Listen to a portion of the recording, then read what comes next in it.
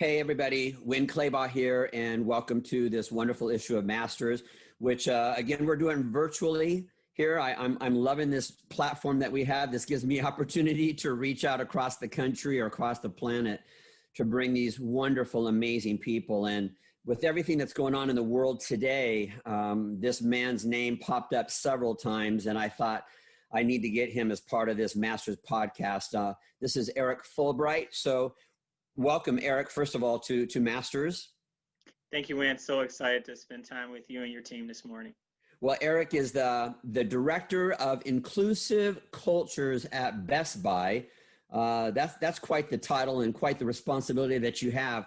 And in reading over your materials, you have something that you call inclusive leadership, which is something that allows your employees to bring out their best selves. Can you explain that to us a little bit on what that means, inclusive leadership?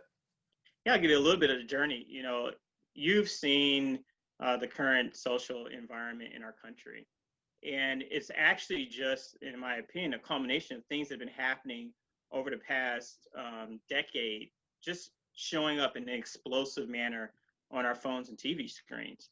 And so corporate America has been wrestling with these social issues for a while, because what happens in the social environment is happening in our locations, our stores, our corporate offices, and quite frankly, even in our homes.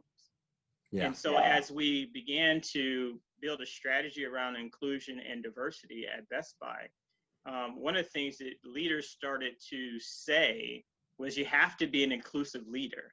Be an inclusive leader. And I heard it over and over and over again. I started to ask executives and employees alike, well, what does that mean? What does it mean to you when someone says you have to be an inclusive leader? And I realized there were so many different responses to that.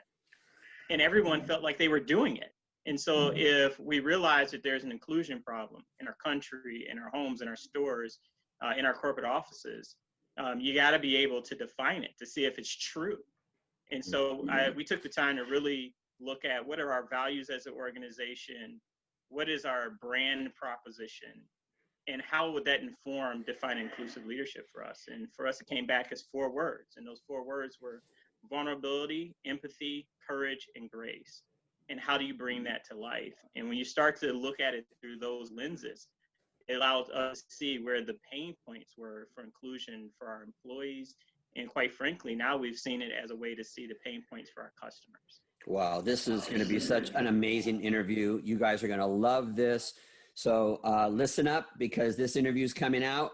Make sure that you watch this, or that you listen to this, and that you share this with as many people. So thank you so much for this, Eric. This gives us the opportunity to know better, and so that we can all do better. Thanks, Eric. Absolutely. Appreciate it, Winn.